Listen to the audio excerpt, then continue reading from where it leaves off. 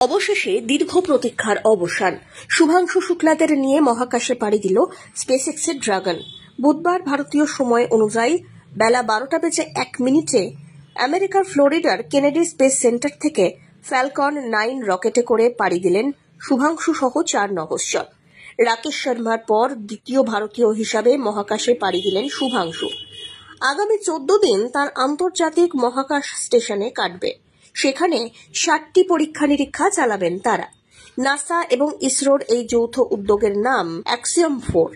এই অভিযান প্রথমে হওয়ার কথা ছিল গত 29 মে, কিন্তু আবহাওয়া এবং প্রযুক্তিগত কিছুটা ত্রুটি থাকার কারণে তা পিছিয়ে যায়।